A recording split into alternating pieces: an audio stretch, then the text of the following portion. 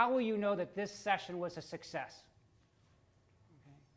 So write something down, think about it in your brain. How will you know that this session was a success? If we fast forward in an hour, what do you want to sort of have in your pocket to take outside of this room? I often say in my class that if learning only happens here and not outside the doors, we didn't do a good job. Did you want to share? I was going to say, to be able to take things to share with my higher management. Yeah. Hey, that's another great counseling question we use. Who is the first person you're going to talk to about our session with, right? So again, you kind of have that plan, have that idea. Okay. So again, feel free to raise your hand any part during the session, and we really want it to be interactive. Okay.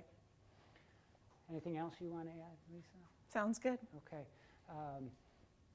Before jumping in here, I guess I want you to, what is something you learned in one of the other sessions that you're excited about? We're Again, on TV, you have to say something. It's right? after lunch. Okay, Success with Technology kind of sophomore. Great. Thank you for sharing, right? Yeah. Anything else? All right, we're going to make sure if somebody else asks you that you're going to see our whole session. Yeah. All right, so let's turn it over to Lisa. We're going to talk about defining disability. Yeah, so first off, we just wanted to give a definition, if you will, of disability. And so since you guys are all HR folks mostly, you'll know that this is the ADA, the Americans with Disabilities Act definition of disability. So we want to stay within that realm. So it is a physical or a mental impairment that substantially limits one or more life activities. And I'll come back to life activities. A person who has a history or a record of such an impairment, or a person who is perceived by others as having such an impairment. And so when we think about life activities, that is just walking, so me being able to walk around down here and stand, communicating, I'm able to communicate with you, listening, learning, standing, lifting, can I do a physical job? So life activities, everything that you can think of that you do daily. So if I have a substantial limit to one or more of those life activities, I could be defined as a person with a disability. And then all sessions have to have some facts, right? So here's our facts of the session. So disability, people with disabilities represent the largest minority group in the United States. So think about that. And it's the only minority group that any of us in this room can join at any time. Okay? According to the Center for Disease Control, there's 1 in 5 adults, or that's more than 53 million people in the United States that have one form of a disability or another. Most disabilities, they say, do occur after your hire date. So you're working along your professional life, and then on comes a disability. America's aging workforce translates into an increased likelihood that you would acquire a disability in your professional life. The largest percentage of Americans with disabilities fall within the age group of 65 to 69. And most of you know that many folks are working into their 70s nowadays just to make ends meet, or they like to work, and that's despite the onset of a disability. And then our last fact is that 20% of the workers sustain a disability, and this is according to the World Health Organization. There are 20% of workers in the country who sustain a disability that lasts 1 or more years during their professional lives. All right, so we wanted to define disability, give some facts about disability, and so get a little bit more into sort of, as I'd like to call it, Disability 101, and thinking about identity. So we have here 4 different types of disability. So we have physical disability, so think of a mobility impairment, maybe a spinal cord injury, cerebral palsy, somebody with muscular dystrophy. Okay? We also have individuals who have sensory disability, so hearing or visual impairment. A cognitive disability, so think of somebody who perhaps has a traumatic brain injury, or a learning disability. To distinguish or better define cognitive disability, it's how one learns and how one organizes ideas. Okay? Versus intellectual disabilities, somebody who has mental retardation, Down syndrome, or autism, that person would have an IQ of 75 or below, and or limitations in self-care, communication, and socialization. So sometimes there's a little bit of a, well, what's cognitive versus what's intellectual? So again, one deals with an IQ, self-care, communication, socialization versus how one processes and learns. Okay? Flipping on the bottom half of the slide to go a little bit farther, we have two types of disability, congenital or acquired. So if you have a congenital disability, what does that mean? Born with it, right? Thank you for sharing, right? Cerebral palsy, right? You were born with autism, okay? Versus an acquired, okay? So an example of an acquired disability could be spinal cord injury, okay? Head injury, acquiring degenerative, eye loss, something like diabetes. that. Diabetes. Could be. Right? So again, that goes back to what Lisa was saying, that it's the only minority group that you could enter into, okay, acquiring a disability.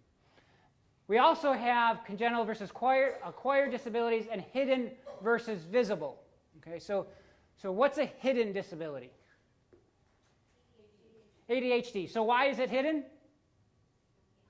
You can't see it, right? You have it, but you can't see it outward. You can't touch it, right? Again, going back to maybe spinal cord injury, depending on how, I guess, severe the limitations are, you might not see that. Chronic back pain, mental illness. So again, things that you don't overtly see on first contact. Versus visible, again, if you're walking into a job interview and you see somebody using a chair, right, that's a visible disability. Okay. Make sense so far? Okay. We're going to switch to some concepts now. So we want to think about independence versus interdependence. If we think about the American culture, American values, that we value independence. We think of perhaps the cowboy out on the range and being self-sufficient, John Wayne, right, or pulling yourself up by your bootstraps, I can do it. Okay? So many times when we talk to individuals who don't have a great maybe experience or knowledge on disability, there's a fear of something. And so it's a fear of loss of independence. Okay? Again, we have that fear because, again, the American culture, that we're independent, we can do it, we can overcome. And so perhaps a different way to look at it is through the concept of interdependence, and that's defined by having a mutual dependence between things. So again, the idea of that anybody's truly independent could be not true, a little false, right? Did anybody walk here today? We got here through some kind of transportation, right? Did anybody use an alarm clock to get up this morning? Did anybody have a little beep go off in your phone because you were 15 minutes to this, to this appointment? We have some kind of technology that we are independent, we are dependent on. Okay? I think sometimes we look at famous people or maybe people who are very successful and think they are the most independent, right? But do they do their own laundry? Do their own cooking? Do they drive themselves, right? So they are dependent on a lot of people. So we put we stereotype or we assume things that somebody that is independent versus perhaps somebody with a disability who uses a chair or a service dog or other kind of assistive technology are less than because they have this dependence on something else. Okay? So again, just sort of a different way of looking at it. We're all sort of dependent on things to help us. We'll talk about accommodations, universal design. Again, just kind of shifting our idea of what is independent and what does being successful mean or fully integrated mean in society. Another thing to think about in disability and etiquette and culture is there's still a great deal of stigma towards people with disabilities. Okay, and if we look at studies, how people sort of rate a level of stigma, there's, again, kind of a hierarchy. So individuals who perhaps were in the military and were served a service-related disability, they may be seen on a little bit higher level or less stigma. Okay, we think of people who got injured in the 9/11, the first responders. They're sort of held in higher regard, higher esteem. Okay? The next level of, I guess, increasing stigma is somebody with a congenital disability. So why would you think somebody with a congenital disability has less stigma than somebody maybe with an acquired disability? Perceived stigma. Just because the person is born with it, maybe couldn't help, Right. help the fact. Right. They're say, oh, well, Right. you weren't riding a motorcycle and you Correct. were reckless and you brought that on yourself. Perfect. Remember what you said, because that goes on this last slide here, perceived responsibility, right? If you're responsible for your disability, there's more stigma attached. So you're right on. Congenital disability, no fault of your own. That's also more of a modern view as well. We look at back in history, if you had born with a disability, they thought sort of you did something bad in your past life or God was punishing you. Okay? So again, some changing times.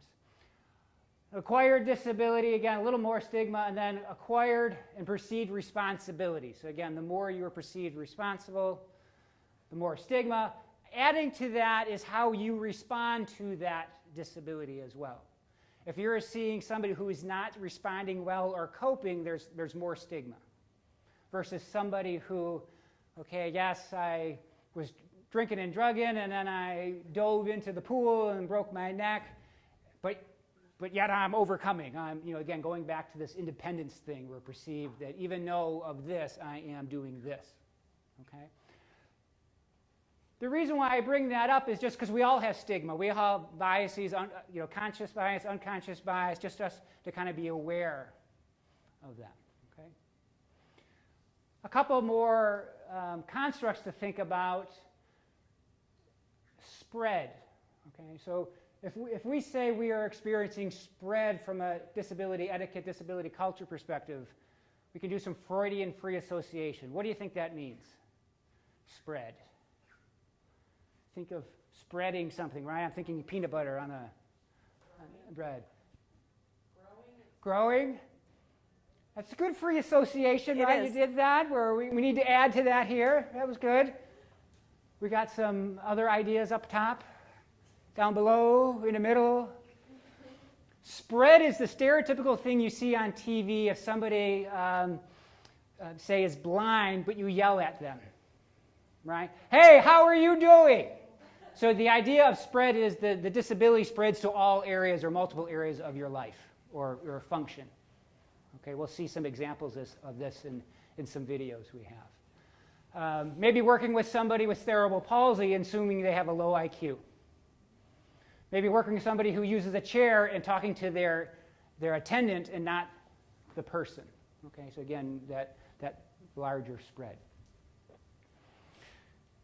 Interaction strain is a concept that we'll talk about through disability, but it's also something that we experience when we meet anybody. So the interaction strain is when I meet somebody the first time and we don't really know each other. So, what do you talk about? How do you introduce yourself? How do you carry on a conversation? From a disability perspective, what happens many times when we're working with someone with disability is lack of eye contact, lack of deep conversations. We say superficial, and just sort of kind of move on. We don't allow an opportunity to get to know the person. Okay? Again, so I want to normalize that we all have our own experiences, and that makes us kind of act the way we do. So again, having interaction strain when we're meeting somebody for the first time is natural. As long, again, we are aware of it. What also happens the more times as you interact with anybody, you get to know them, right? So then you can start having deeper conversations. You can ask people about families, loved ones, job, etc. Okay, where otherwise it's very superficial conversations. Okay.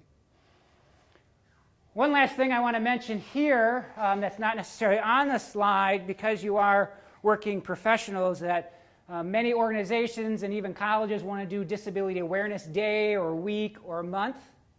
And sometimes what happens is the organizers want to simulate a disability.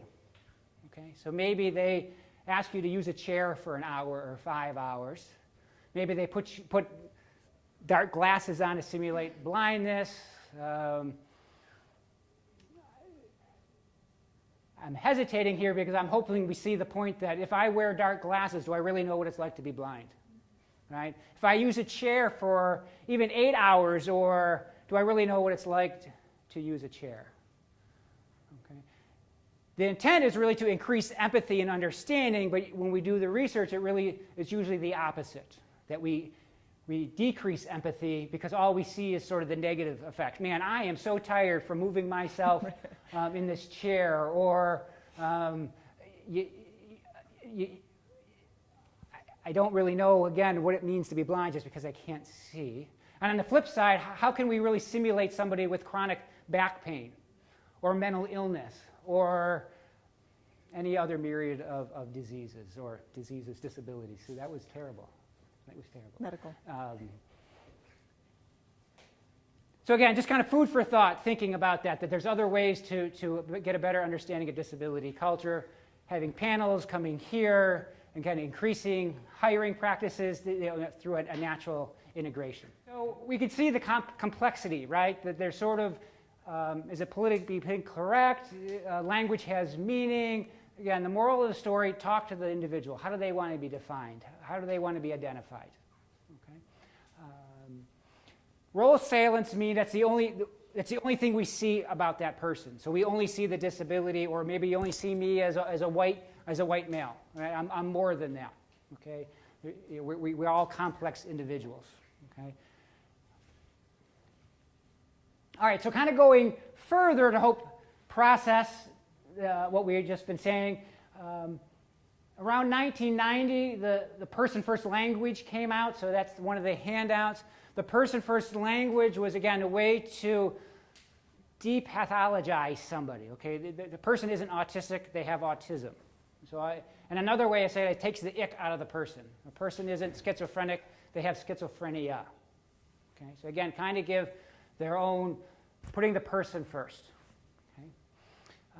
Kathy Snow says, person-first language puts the person before the disability, and it describes what a person has, not what a person is. So again, example, Sarah has autism, not the autistic child, Sarah. Going a little bit farther, when I talk about person-first language, I also kind of use language and how we use it when talking about a person with a disability. Joe, who uses a wheelchair, is a whiz on the computer. Does this sentence make sense? No, right? I see lots of noses. No, right? Who uses a wheelchair is irrelevant, right?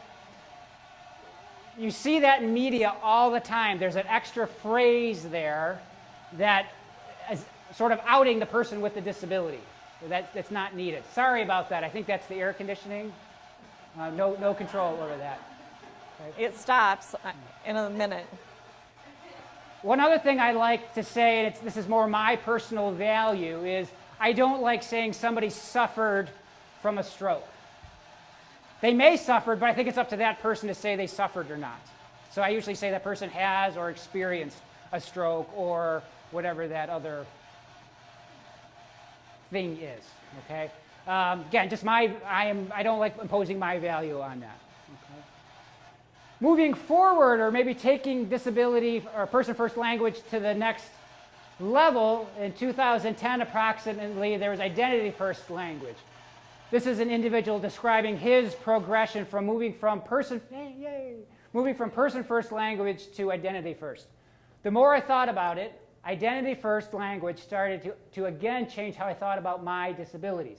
I stopped worrying about whether or not my disability defined me and started to embrace the fact, like it or not, I am part of a community, a shared identity. I'm disabled, and I do like it. Okay.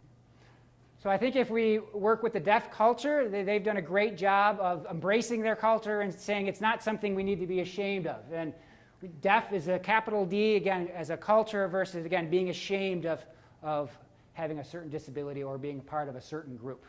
Okay. I'm not saying one is better than the other. Again, the moral of the story is work and talk with the people and ask them how they want to be defined, how they, again, want to be identified. So you want to be careful not to touch or lean on a person's wheelchair or move their walker or cane. And even though they're super cute, we don't want to pet or distract service animals without first asking. So just as a rule of thumb, we want to treat those items as the individual's personal space. So Dr. Keener loves statistics, got to have a statistic in here. So they show that 1 in 10 workers, so this is a little bit different than just people, 1 in 10 workers have a disability. But you probably won't know it, or you may never need to know it because they're choosing not to disclose. So hopefully what we're doing is we're creating that good job match, right? So the person is doing the job, they don't need an accommodation to do that job, so there's no need to disclose. Okay, common myths. So just put up a common myth that we wanted to run past you. So well, the first one is that workplace accommodations are typically complex and expensive. And I'm sure some of you may have had that thought at one point. When average cost of accommodation is actually only between $25 and $600. And the most commonly requested accommodation is free. Does anybody know what that is? Yeah, good job, Sarah. Flexible work schedule. So isn't that something we all want? That's the most commonly requested accommodation. I bet we all have it if we're here today, right? We're not working right now. Right? Your company let you come here and be here with us today, so that's pretty flexible. Our next myth is that workers with disabilities have higher rates of absenteeism. And several studies have demonstrated that the opposite is here. In this case, workers with disabilities tend to have better rates of attendance, a reduced rate of on-the-job injuries, and they tend to have equal performance outcomes. Our third myth is that supervising a worker with a disability is more difficult. And there's a Harris poll recently that found 90% of workers with disabilities received either a good or an excellent performance report back from their managers and supervisors. And then our final myth is that training a person with a disability is more time-consuming and more expensive for the employer. And reality here is that people who have a congenital disability have been accommodating throughout their entire life. So they've pretty much got things figured out. They can translate that into the workplace and they don't really need an accommodation. There are those folks for exceptions, maybe a person who has a developmental disability or a learning disability, they might have a little bit, need extra time, right? They get their job and they might need a coworker or a support person, a job coach is what we call it in the voc rehab world, to help them kind of acclimate to that job the first couple of days or weeks until they can get it learned, and then hopefully there's those natural supports that come in there. So job coaches are a resource that hopefully you guys are aware of, and that can decrease and alleviate the burden on managers and trainers within your company. Anybody relate to this guy? So he's covered in sticky notes, and my point here is that most people don't require an official, if you will, accommodation on the job. I use sticky notes like crazy. They're on my computer monitor, they're on my phone handle, they're in my purse, they're on my speedometer in my car. So I write myself a little to-do. When I get it done, it's so satisfying, right? To just rip that thing off and throw it in the recycle bin. And that is an accommodation, right? I need those reminders to get my job done. How many of us have checklist or to-do list? Like several, right? I have one on my phone. I have one on my, my paper calendar, my Outlook calendar at work. So we all need those reminders, those to-do lists to keep us focused and able to get our job done. So those are accommodations. They're just not, like when you say the word accommodation, sometimes you think really official or high dollar or burdensome. So my dual monitors I love. I cannot go back to not having that.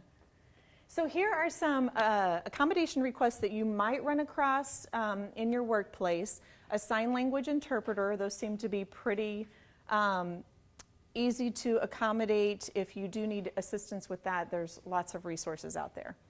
Maybe an alternative meeting location. This could be because you know, the building that you're meeting or interviewing in has stairs, and the person that you're interviewing, you know, broke their leg playing volleyball yesterday and now they're on crutches, or it is a person who uses a wheelchair for mobility. So you might just want to think about that meeting location, and you might have to move it in order to accommodate.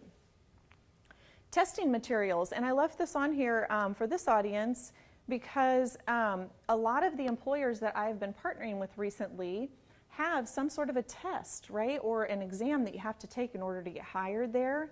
And they may ask for that in an alternative format, maybe large print for those who have low vision or vision loss.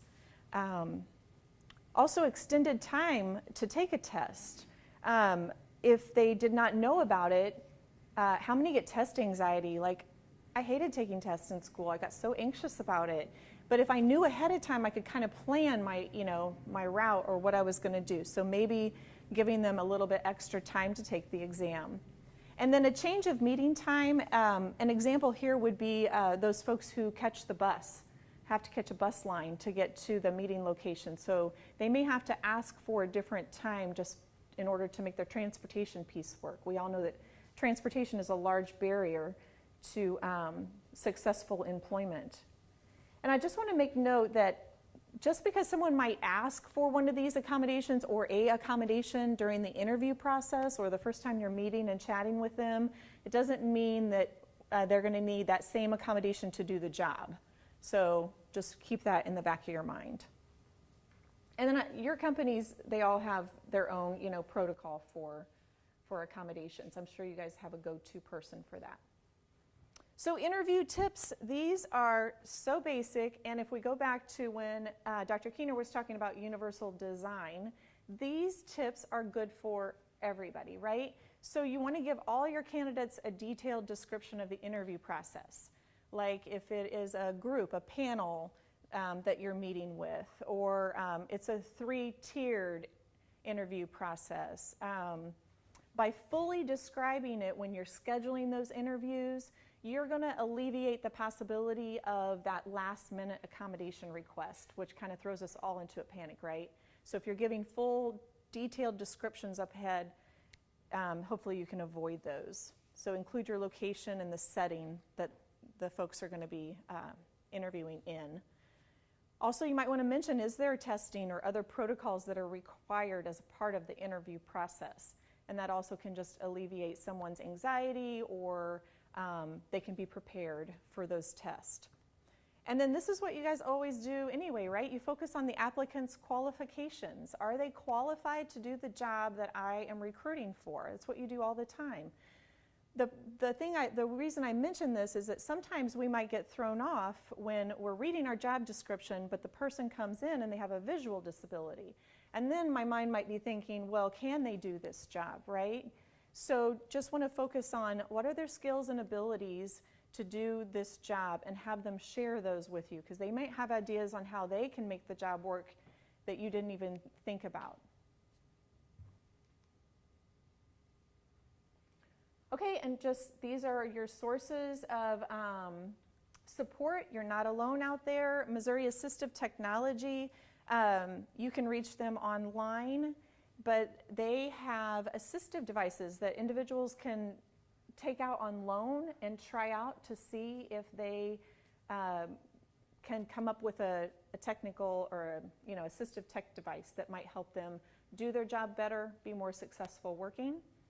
The Independent Living Center, Paraquat, is right next door.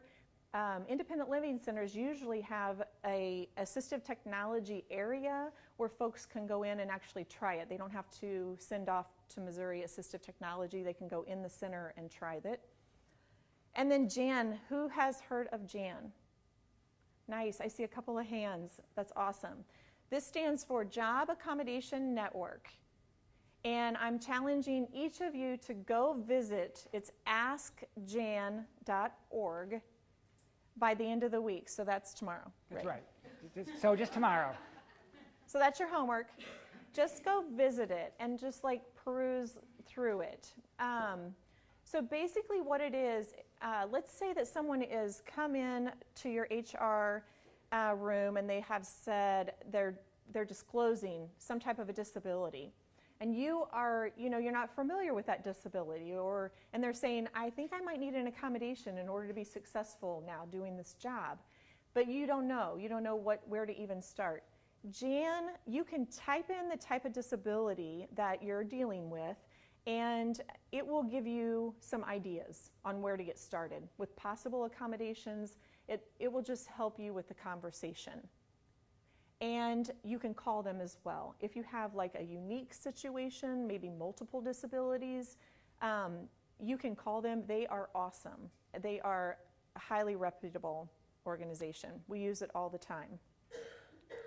Of course, you have your local vocational rehabilitation folks. That's where I'm from. We have 5 offices in the St. Louis area, if you include St. Charles, and we are just a wealth of information, and we have job candidates. So that's what we do. We help people go to work. And then rehab services for the blind, they do the same type of work. However, they work with those folks who have low vision, vision loss, and blindness. So those are your resources, just a few, right? This is like... We got it down. We got it down. We could do 3 more. You could stay for 3 more Yeah. if you wanted. But then you'd miss the reverse job fair. Yeah, you would. Yeah, that's So the most important thing. this is our comments questions slide. This slide is a cartoon, and it says, so what do you prefer to be called? Handicapped, disabled, or physically challenged? And the guy says, Joe would be fine. So just to remember, the most important appropriate label is usually the one that people's parents have given them. We're going to leave our contact information up here. We'd be happy to email you our slides if you'd like them. Just shoot us an email.